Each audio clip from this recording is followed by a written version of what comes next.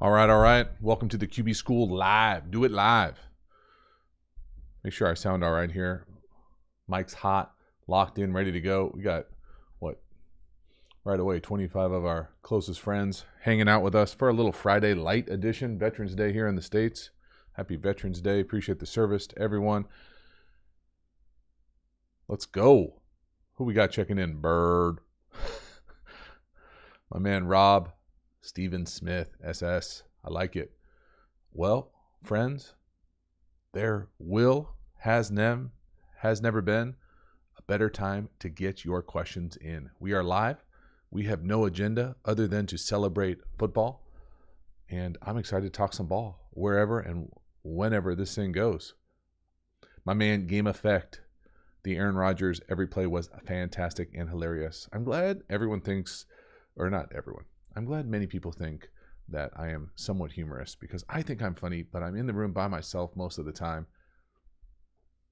Patreon community, join, become a member. Never been cheaper, never been easier. Lots of content over there. Check it out. I appreciate the kind words, my man Game Effect. Oh, we're checking in from the UK. My man Rob, cheers to that. It's not really that kind of cheers, but I was going to do a porch espresso, cigar, read. Figured I'd come out, and it's been a while. It's been maybe a month since the last live. Just kind of fell off. I got some technical issues dealing with here with the live situation. Frustrating.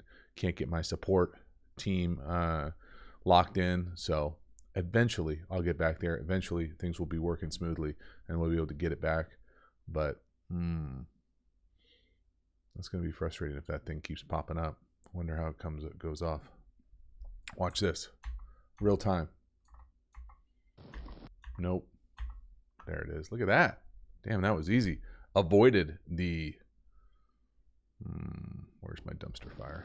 I love this dumpster fire. There's a lot of dumpster fires going along the league right now. My man RC Plane Builder, Mariota, has not been playing well. Yeah. I watched about, I don't know, maybe series and a half last night. Wasn't for me. I saw that crazy spin play where he threw an interception. I think he was down. I don't know what the hell happened. I'm not really even digging into it. In my opinion, Ritter is probably needs to be playing there. That's just my opinion for whatever it's worth. I actually thought he looked better than I would have guessed in the preseason. I know it's preseason, but whatever. I mean, we all saw what it was. I know the conditions were a joke, but besides for those uniforms for the Panthers, that thing was not for me last night. Boom. Oh, we got Philly in the building. Philly's everywhere right now. There it is. My man, Capea. I was thinking about, well, when you do the snap, when you do the clap cadence, you really do kind of fake it all the time. I just get into this like rhythm when I'm doing those intros that I'm trying to crank them out as quickly as possible. I should pay attention to making some more nuance into those things. My man, oh, Commander Oasis, Jason Hill. Jason Hill's a good dude. What's up with Jason Hill nowadays? Bird. All right. Joe Westfall. Good question. Was there a team nutritionist when you played? Do O-linemen really bring in buckets of KFC? I don't know about the buckets of KFC. Probably no. I'm sure there were team nutritionists. I didn't necessarily. In fact, I remember there being people that would volunteer to like go to the supermarket and teach you how to like shop and what to buy and what not to buy. I never inquired into that. I took an amazing class in college, Nutrition 10 for all my Aggies out there. Dr. Applegate, baller. So I felt like I had a pretty good handle on what I was looking for. But yeah, I think there were. I'm sure it's way better nowadays. And, you know, the guys who are top end cats with the whole chef and all that type of thing, that adds a whole nother layer of kind of body care and elements that you got to do at the absolute peak top of the game. So yeah, I think like anything, it's accelerated and become much better, more efficient, all those types of things. But no to the buckets of KFC. I will say the one thing that always struck me as strange, although I loved it as well, is on away trips on many teams, there would be Popeyes brought on by the rookies usually, And I always thought, like, man, I don't know if I want to be crushing fried chicken before I have to run as fast as I can the next day, but it tasted good, man. Popeyes on the plane, something special about that. I don't know. I don't know. All right, do me a favor. If you haven't, we got 50 of our closest friends in here for a little Friday fun time. Crush that like if you haven't. I appreciate the support. I appreciate everybody who spreads the word of the channel, all those types of things. It means a lot to me. I certainly enjoy cranking this stuff out, and it's fun when it connects with a community or gets engagement. People find value in it, so I appreciate it. My man Stephen Smith, do you think Vikings Kevin O'Connell has helped improve Kirk Cousins as a QB despite his dip statistically? I don't think about that, Stephen. I apologize. I probably have watched less than a quarter of the Vikings, so I have no significant take on it. I apologize. I'm not going to fake it like I do. Oh, man. James Hawkins, what do you think about Davis Mills and his development or lack of? I think the Texans overall are in such a spot that it's almost impossible to get any sort of quality evaluation on Davis Mills. I think he surprised people last year from what I've seen, and really I've only seen one game kind of in depth. He's surrounded by almost nothing. Borderline dangerous playing quarterback in front of that line. But he's certainly not doing anything either, in my opinion, in this one game that would elevate his teammates, as far as maybe like the creative element or providing some sort of spark in his play, whether it's outside the pocket or driving the ball down the field consistently or anything to kind of what I always think of as elevate the huddle. So it's tough. Game effect. I'm glad you like the laughs. All right. Oh, my man, Starch Press. What are your thoughts on junior high kids going to camps or having QB coaches that early? I mean, if they're into it, go for it. I think that's right around the age where I think it starts. Do you have to do it? Absolutely not.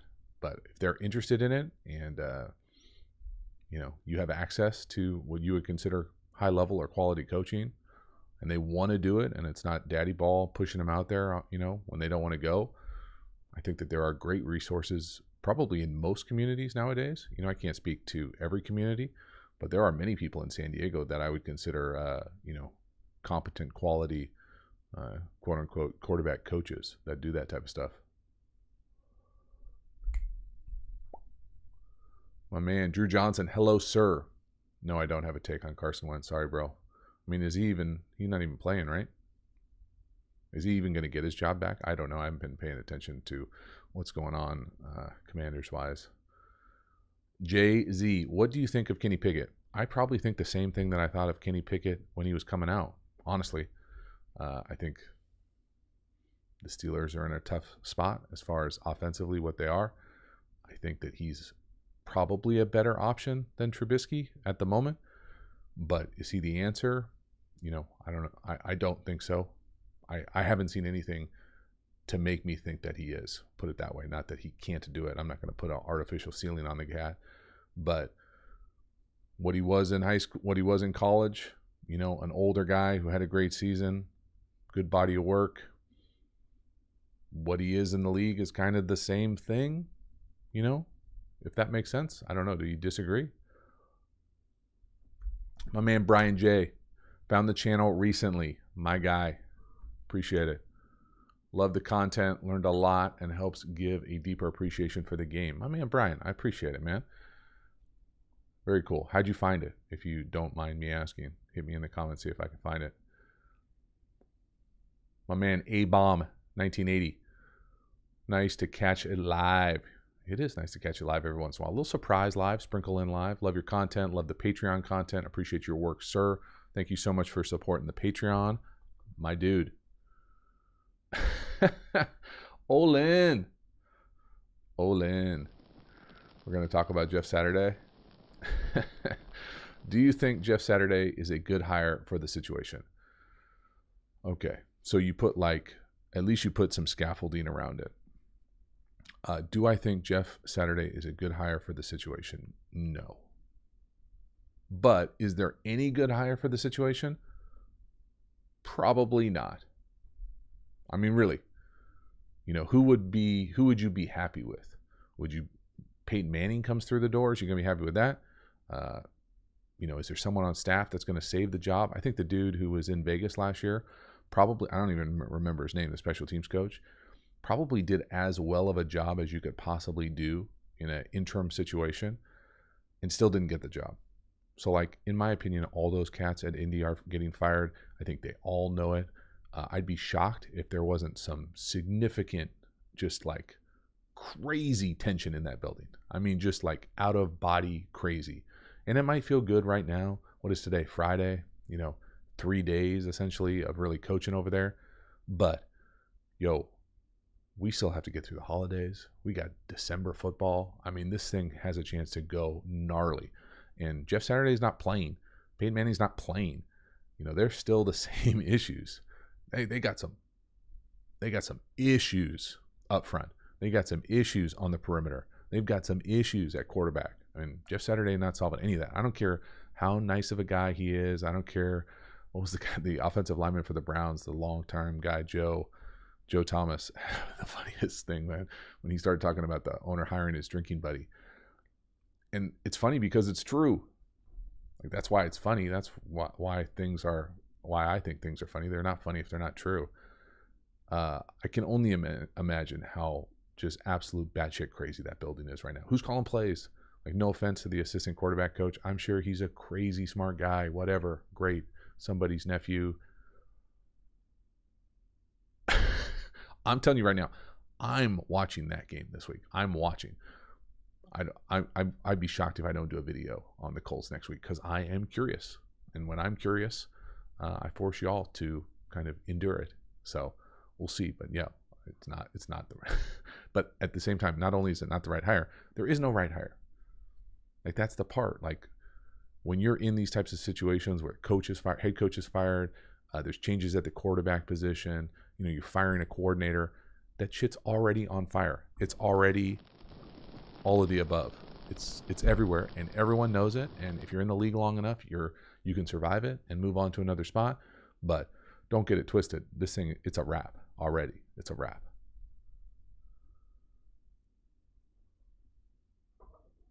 All right, I'm back on grind. Sorry, went off the trails there. Went off the rails for my man Brian. Was it Brian? I don't even remember. Sorry. All right. See if I can get back to it. Appreciate everybody again. Like, PS. Okay, while I got you guys here, the quarterback school courses, big sale, Black Friday, big sale. I haven't quite figured out what the percentage will be, but it will be by far the biggest sale of the year. There's a full offense over there that I have to find a way to get more people able to see. So I'm gonna do something to make sure that more people have access to it, because I want to share it because I think it's good. All right, where we got?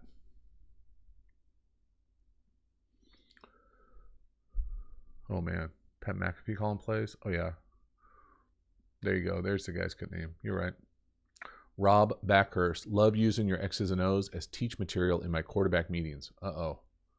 Cheers, their fave. Uh-oh. Well, hopefully you're not running those identical plays, because most of those I would classify. Well, that's not true. I appreciate it. Some of those I make out of spite. I think I have like a spacing one maybe. I don't think I have a Hank one. But a lot of those things, I use versions of those when I was coaching, not necessarily identical to those, but that's essentially how I would go through the process. So I appreciate that they resonate with y'all. I had fun with make those X's and O's videos. I always think of those X's and O's videos as more like off-season stuff when I don't feel like I have so much content. Like, I have so much content that I'd love to do that I just don't even get to it. I usually leave Friday opens to try with the idea that I'm going to do the Thursday night game, but when it's like whatever that was last night, I'm not even going to go back and watch it. Like, I don't care that much about it, so I'll just do a live instead. Chad Talley, what would you look for post-snap in the league? Chad Talley, where do I have that film guide? I have a film guide. It kind of, it's film centric, but really it's the same thing you would look at post snap, pre snap. Essentially, post snap, you got to think of it, in my opinion. Okay, people love to talk about it as what's your post snap process, as like this universal, you do the same thing all the time. That's not how my experience playing quarterback has been. So it depends on the system you're in. Depends on what type of play it is. If it's if it's just a call to run it, you don't have to look at anything. You just catch the ball and hand it off.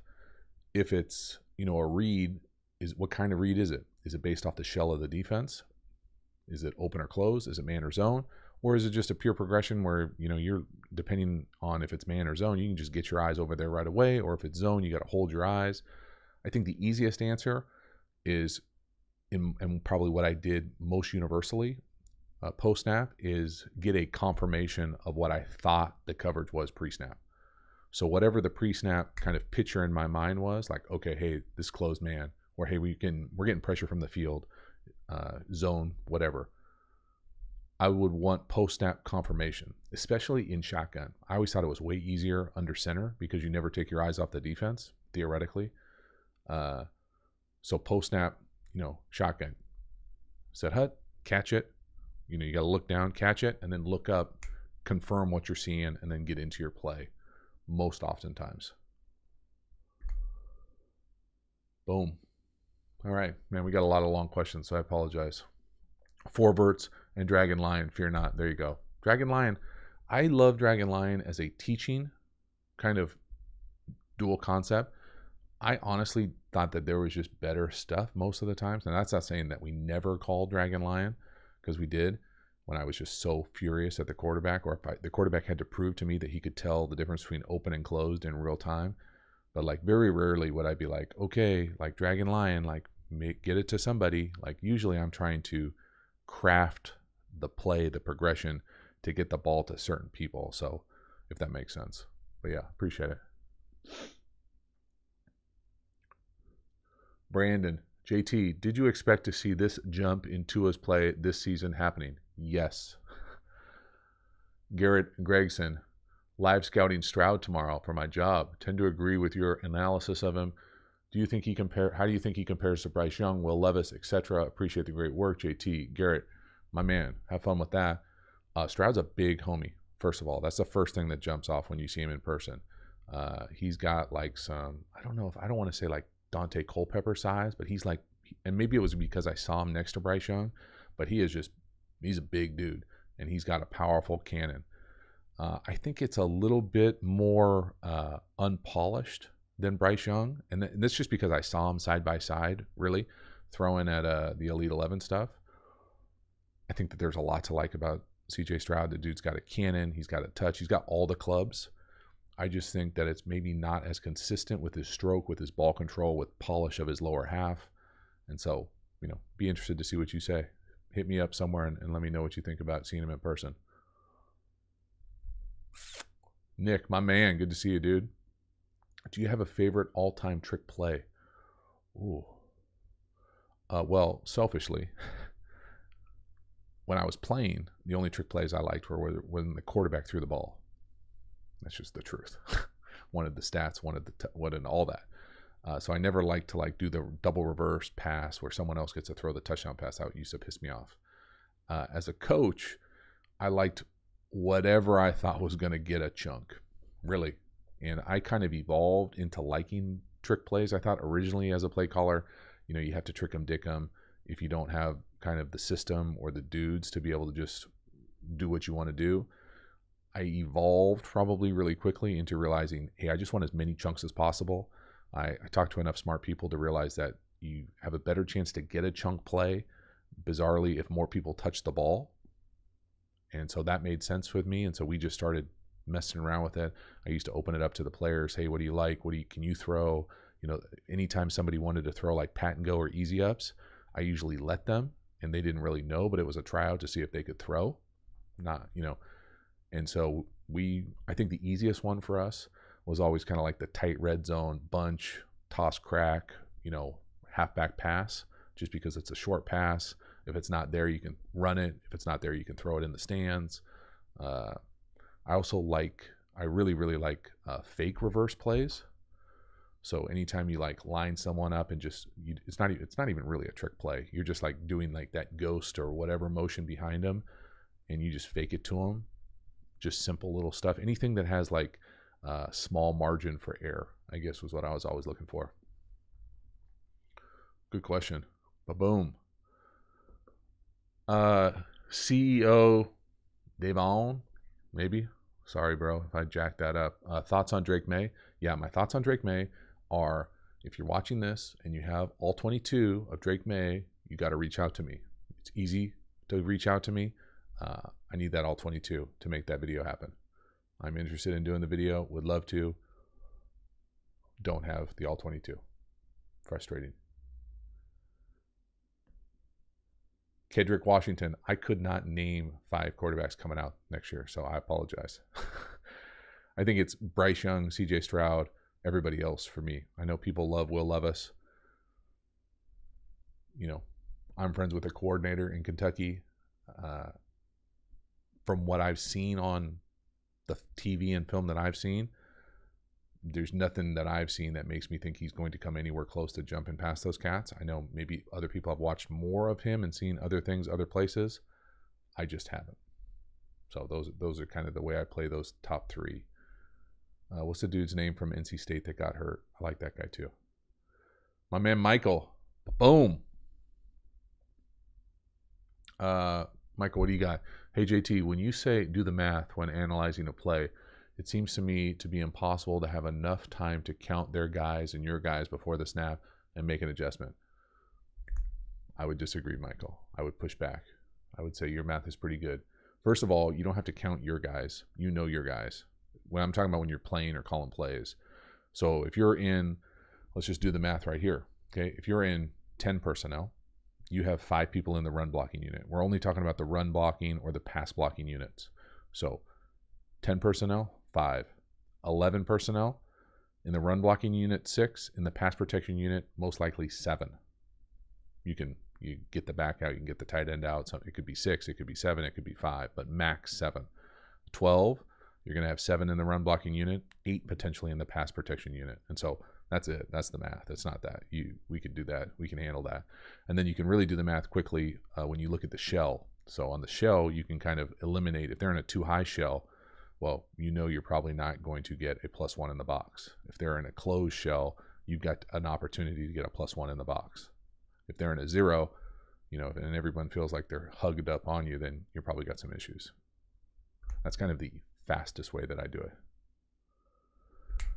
Wavy Ream, hardest hit I ever took as a player. Sweet irony. I think I've told this story on this channel, maybe during a live, so I apologize if you've already heard it. Leroy Glover. I was playing for the Niners, but I think I had come in late in a game. And I actually remember this because I used to make fun of Leroy Glover, who actually lives and is from Point Loma. I don't know if he lives here now, but he's close, or he grew up close to where I'm at right now. He used to pull his pants up like crazy high, like crazy high. And I remember looking across the sidelines like, dude, that's such a bad look, bro. And it's not like I had the best look in the world either. But like I was just like, oh my God. So then I get in there, I throw a corner. I don't even remember who it was too. It might have been to Jason Hill, to be honest with you. And it was a dime. But he put his helmet in my sternum and like lifted me up. That was a big hit. And then the harder hit was when I hit the ground with him on top of me. And I thought honestly that, you know, that it was closing in, that things were getting tight, and I all of a sudden wasn't going to be able to speak in the huddle. That was by far the hardest I ever got hit. So appreciate it. Good question. My guy, Game Effect, coming in hot today. Will you do more breakdowns on the Green Bay offense? They got problems, and it's sad to see Rodgers go from MVP to not even make the playoffs. I'm sure I probably will. I don't know if I'm in a hurry to do it again, to be honest with you. It also kind of makes me a little sad to see him struggle like this, just because I do think for so long it's been so easy for a few different reasons. One, the guy is ridiculously talented, arm talent, right? Like whatever. Like you can make a lot of arguments. You can't make an argument necessarily about that. I think it's always been harder for me to watch guys like that who have the footwork that he has. Not that other people have that type of footwork, but that's just the way he plays and the torque he's able to generate in his stroke is what I consider unique for most guys, even at the highest level. So I don't necessarily love to watch it because most of the time I wouldn't recommend doing anything that he does besides the stroke, the torque, the accuracy, those types of things that are transferable to anybody. But his lower half has always been kind of a bizarre collection of really powerful twitch and movements. I think the other thing that he does really well that he seems to have gotten a little bit away from this year is he's always played with great rhythm to his game. And I know it, and I know I'm probably biased because I know how McCarthy talks about offense and teaches it from kind of a philosophical standpoint from the quarterback position about playing with rhythm and understanding the rhythm and pace of the play and how your feet are connected to the progressions. And it just looks disjointed. And so, yeah, it's tough to watch.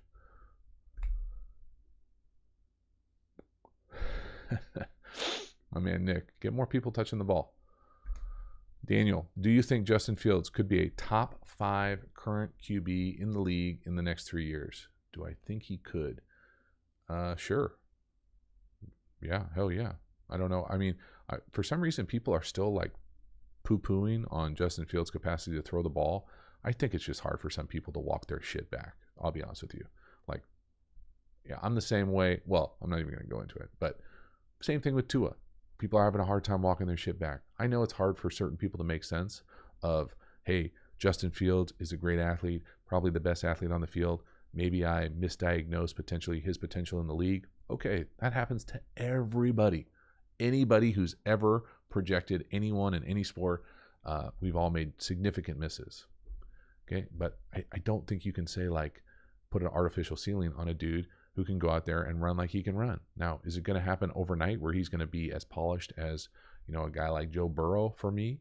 No, but I've seen nothing to say that he can't develop into that and still be the athlete that he is. Oh man, appreciate, I'm going to butcher this name, bro. Occidens Invicta. Whew.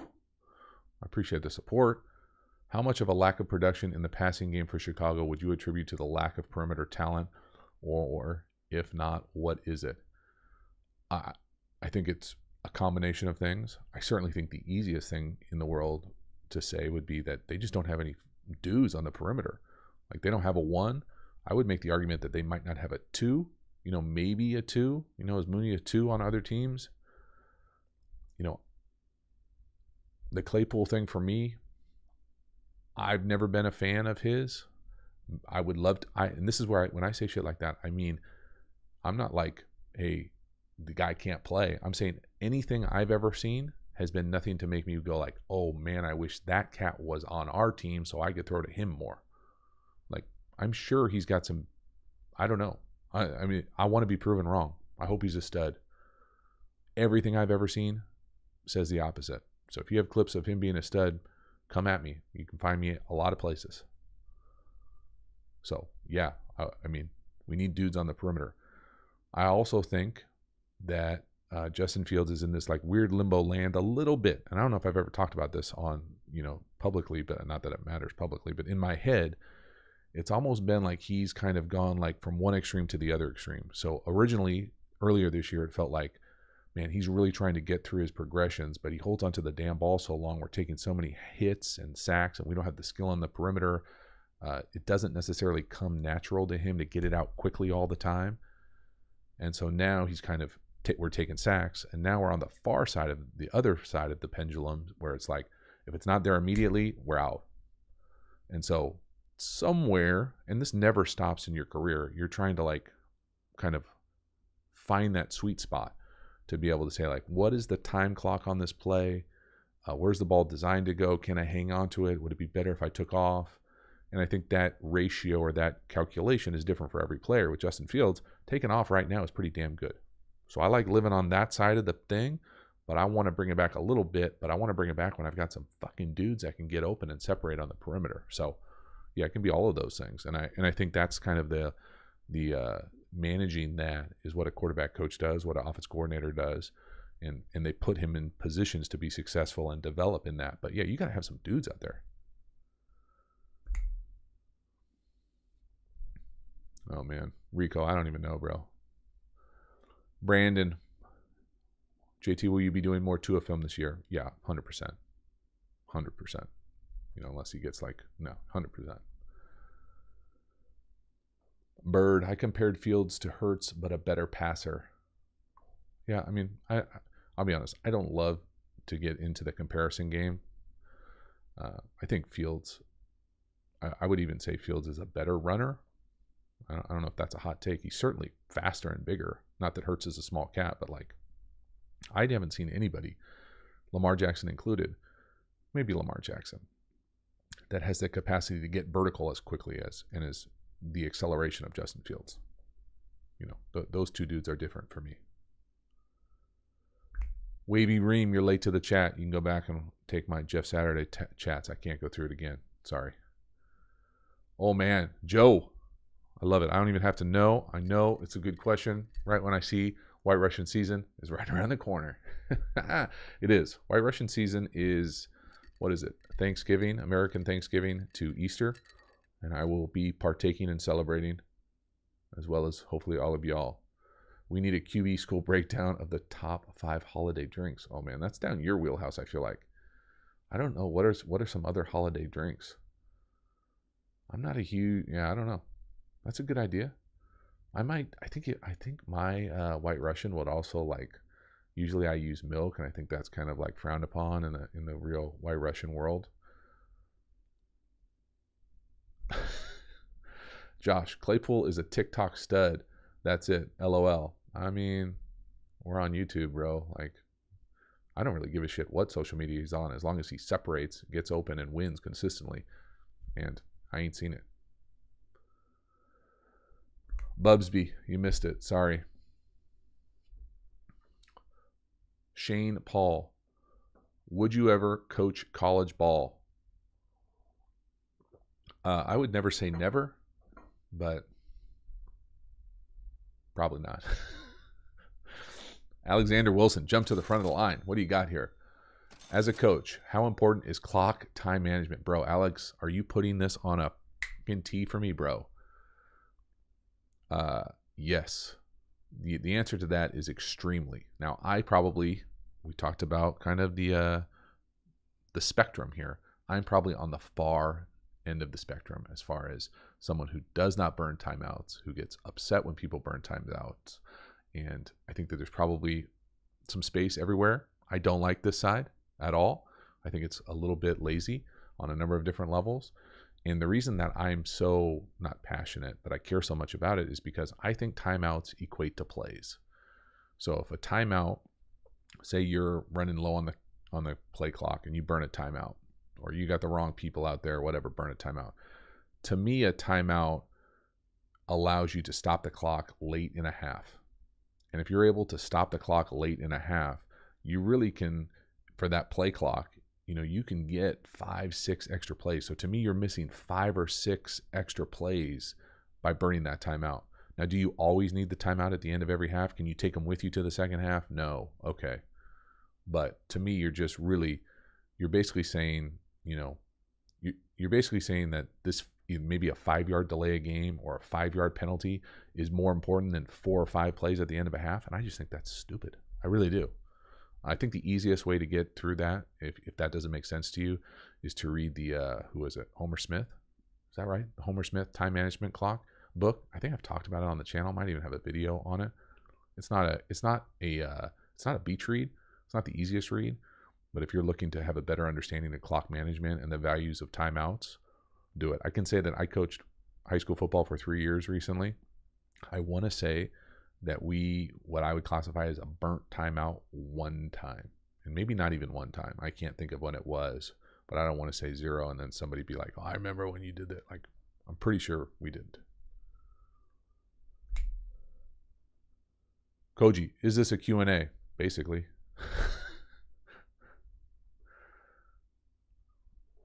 All right, what else we got? How long we been going actually here first? I feel like my throat is starting to feel the pain of this. Not used to talking this much. Drake May versus Notre Dame, all 22 is in my file, I believe. I'll message you, Garrett, my guy. Yeah, let me know. Appreciate it. I'm trying to think. I don't think I have access to Notre Dame. I might. I got to go look too. That's a good point. Olin, I'll get back to the tempo. Ask me that question. But we got Eric jumping to the front of the line. Appreciate it, Eric. No question. Just want to say thanks for the videos on Fields and giving Bears fans a reason to hope until he started putting it together. Can't even tell you how excited Chicago is to have a real QB. My guy, Eric. Yeah, man. It feels like, well, it feels, Freudian slip there. It feels like, there were some valleys there as far as people believing. I never necessarily have to waver because I'm not invested in it as a fan per se of the team, or, I don't know Justin, but I feel like the film has always been the film. And for whatever reason, and I think it is a little bit because I really do not interact with that world very much, especially anymore, that I can just turn on the film and kind of talk about what we see on the film, what the film says. And if people disagree with my interpretation of it, go nuts. But I usually just describe the film and how it potentially translates and projects to the league. And I think that his film was just fucking filled with stuff that would translate. And I don't, I think other people, talk themselves into and out of other things that I didn't necessarily see. And yeah, I'm excited for Chicago. I'm excited for Fields. I'm really excited that he hopefully the end of this year can continue this kind of, I don't know if he can continue this trajectory of improvement, but be able to finish on this up and allow them to do something to help solidify that offense. Now, they've got needs everywhere, so people are going to freak out when they go get pieces for the other side of the ball, but putting it together, just something explosive on the perimeter, I think would go a long way to making his life just a little bit easier. Because you see, I think everybody looks at Tua and is like, Jesus, just give us something like that. Well, there aren't a lot of Tyreek Hills and Waddles around, so you got to be intentional about getting them. And hopefully they are at some point. But man, I think it still is fun to be able to see, because you see the flip side of that in a guy like Lamar Jackson. He's got his security blanket in Andrews, but they've always kind of not undervalued. They value other things than that perimeter speed separation consistently. And I think the rest of the league has kind of made different choices in that regard. And it's kind of impacted Lamar Jackson and his capacity to evolve and continue to grow as a quote unquote, whatever that means, pocket passer.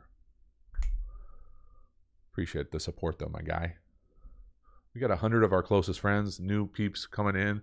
Hit the like. If you're interested in the Saturday, my Jeff Saturday take, it's earlier in the live. Try not to revisit it. Let's go. Keep it going here. Matthew Knight, your former head coach in the league, Mike Martz, offense coordinator. Mike Martz was quoted, "When the dust settles, he's going to be an elite quarterback on Zach Wilson. Where do you stand on his development?" Matthew, you don't have to paint the context of what Mike said. Mike said some crazy shit about Justin Fields. He says crazy shit sometimes. He's a unique dude who's certainly passionate about ball, and I'm a big fan of Mike. But is he going to be? I don't think anybody would think that I have seen anything or said anything through the channel that leads me to believe that Zach Wilson is guaranteed to be an elite quarterback. I think he has some elite traits as far as some arm talent, but when you turn on the film, there's some big dumbass mistakes. There's not a lot of consistency of those elite traits. It doesn't mean that it doesn't flash every once in a while where he has some wow throws or crazy arm angle shit, but the consistency of it, the way the pro game, the timing, the rhythm of it, the decision making part of it, it hasn't been there yet. No one's seen it consistently, and so they're winning. Good for them. It's way better when you win to learn than it is to get your ass kicked and learn. And so when does it click for him? Does it click for him? I don't know. Have you done a video on Jaden Daniels? No, Marlon. Yeah, I don't know if I'm going to. Maybe if they have another like big win, I don't think I'm going to go back and do the Bama game anytime soon. Maybe if is Jaden Daniels coming out this year? He probably is coming out this year. I'll probably do it in the draft time then. Remind me if I don't. If I don't do it, I will circle back to it in draft season. Scooby Doo, do you coach in high school to potentially take the next step to college or the NFL? No. Yeah, I would argue. Do you do it for fun? I'm not sure how much fun it is, to be honest with you. Wavy, there are quite a bit of Bears fans that have migrated over to the channel. My man, Coach Grays. Love it. Good checking in, my guy. Ba-boom. JT, would you ever coach your alma mater, the Aggies? Probably not. I mean, they don't need me. That's the first part. And the other part is I don't foresee leaving San Diego anytime soon. And so, probably not. I know that's weird, but that's what it is. My guy coming back in. Occidents Invicta. Ba-boom. What we got this time? In your opinion, how does a team like San Fran go rogue and take Trey Lance or someone like Fields? Sims effect? I don't know what the hell Sims effect means. Go rogue and take Trey Lance over someone like Fields. I mean, here's the thing. Like, I don't necessarily think that's going rogue. I think at some point, I'm not going to write the book, but someone's going to write the book or do the 30 for 30 about what the hell happened with San Francisco on that draft, because it sure seemed like the noise was Mac Jones forever. And then, I never necessarily thought it was Justin Fields for the 49ers. It seemed like the noise was Mac Jones, and then it shifted into Trey Lance.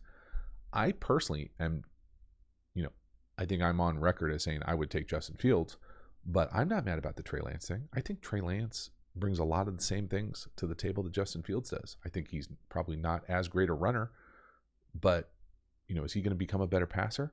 Is he going to develop all those things? I don't know. It's a bummer that he got hurt, and there's so much luck that goes into this shit. I think people forget that sometimes, but I'm not that mad about the Trey Lance thing. It's unfortunate that it hasn't worked out up until this point, but who's to say in 5 years that he's not the best of the group? I don't know that for sure. We'll see. I still think it's the best situation in the 49ers. I really do. Like, if you were Justin Fields, would you rather be no offense, Chicago peeps, okay? No offense, but just try to be as objective as you could. Close your eyes, go objective. Would you rather be in San Francisco with that team or the Bears with that team? It's pretty, come on now. Like, come on. So, we'll see. Circle back in 5 years. We'll see. But boom, my man Josh. We're coming in hot with the Super Chats. Y'all, I appreciate it.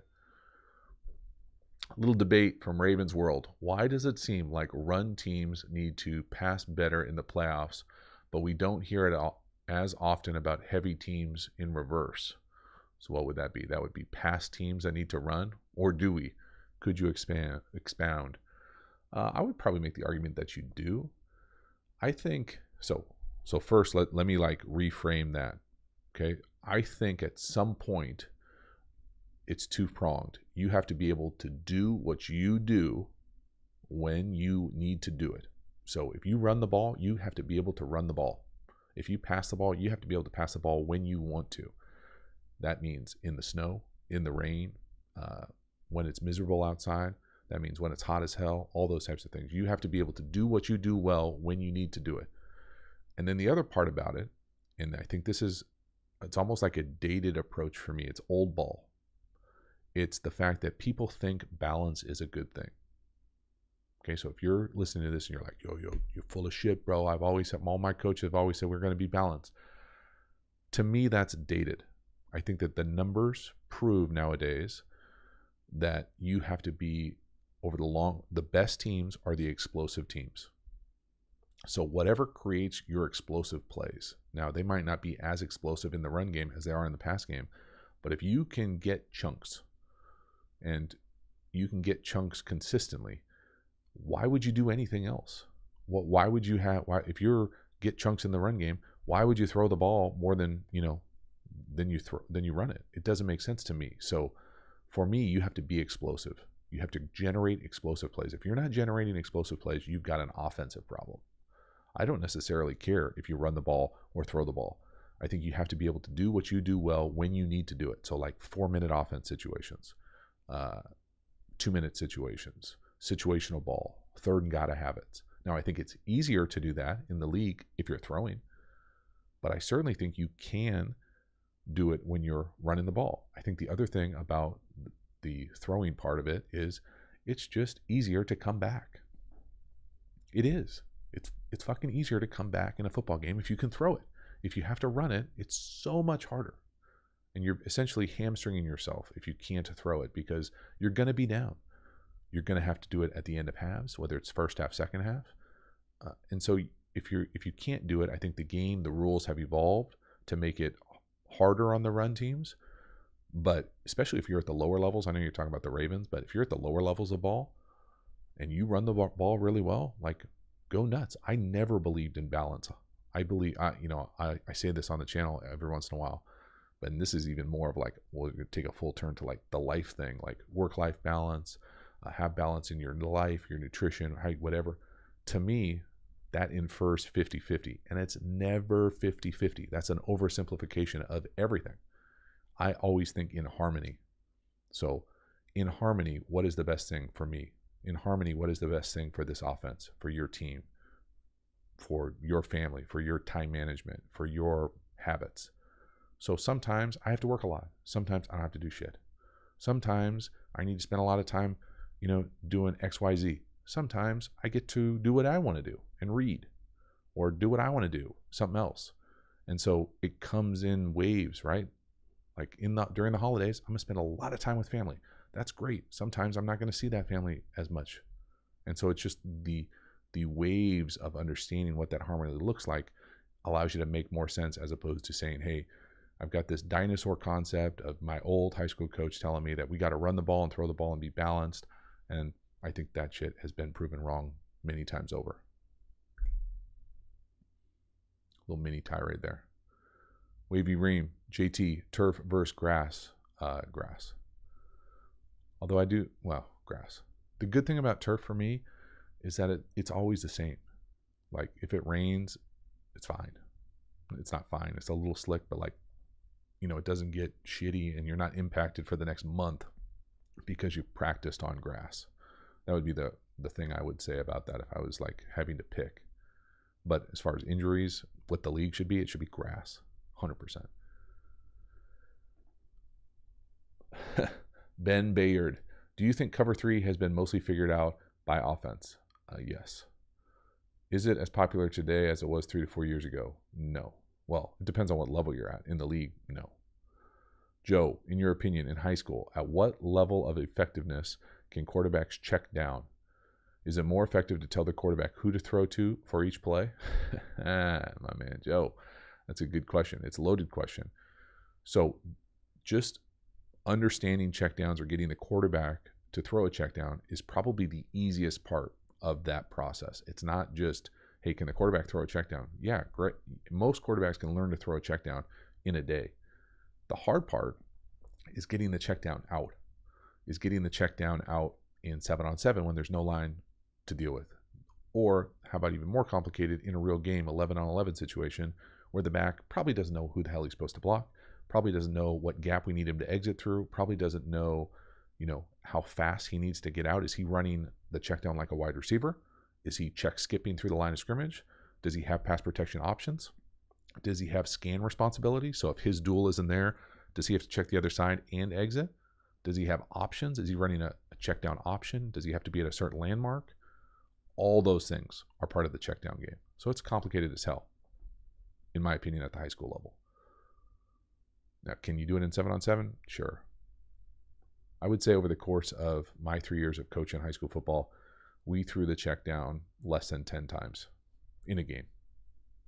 We also didn't live in the check down world. I know some high school coaches are more nuanced and detailed about that, but we basically did check down over the ball, what we called a pop, like an option, and like swings or wides.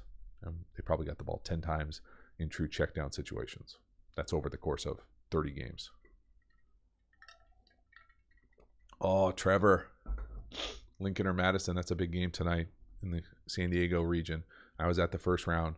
Lincoln took it to them. It was actually a really sloppy game. I thought both teams kind of had a lot of penalties. I really like the Madison team.